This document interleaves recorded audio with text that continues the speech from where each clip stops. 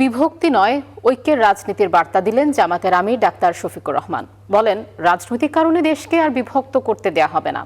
ক্ষমতায় গেলে সকলের অধিকার নিশ্চিত করা হবে বলেও জানান তিনি। শনিবার হবিগঞ্জ জেলার নিউ ফিল্ড মাঠে আয়োজিত 11 দলীয় জোটের জনসভায় এসব কথা বলেন ডাক্তার শফিকুর রহমান।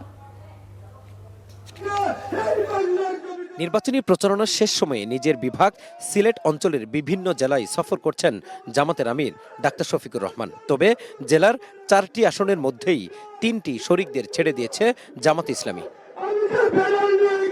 শনিবার সকালে হবিগঞ্জ জেলার নিউ ফিল্ড মাঠের জনসভায় যোগ দেন শফিকুর রহমান। নির্ধারিত সময়ের আগেই কানায় কানায় পূর্ণ হয়ে যায় সভাস্থল।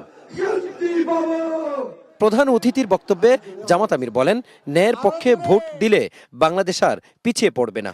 কৃষি ভিত্তিক শিল্প গড়ে তোলার পাশাপাশি চা শিল্পের আধুনিকায়ন করার প্রতিশ্রুতি দেন তিনি।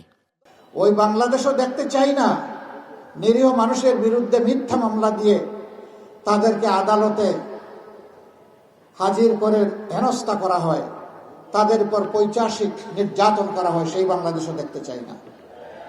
ওই বাংলাদেশও দেখতে চাই না যারা নির্বাচিত প্রতিনিধি হবেন তারাই চরিত্র হারিয়ে লুণ্ঠনকারী হয়ে যাবেন, সেই বাংলাদেশ দেখতে চাই না।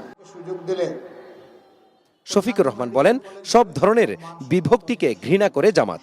ধর্মের ভিত্তিতে দেশকে আর বিভক্ত হতে দেওয়া হবে না। সম্মানিত ভাইরা, 2টা ভোট। কয়টা ভোট? প্রথমে গণভোট। কি বলবেন? কি বলবেন? হ্যাঁ মানে আজাদি, না মানে গুলামি। আজাদি না গুলামি? আজাদি না গুলামি? 12 তারিখ প্রথম ভোট ইনশাআল্লাহ। গণভোটে হা ভোট দেওয়ার আহ্বান জানান জামাত আমির। বলেন, হা ভোট জয় হলে পুরনো বস্তাপচা রাজনীতির অবসান ঘটবে। তাদের সন্তানেরা আছেন। Mazharul Islam, star news, Habiganj.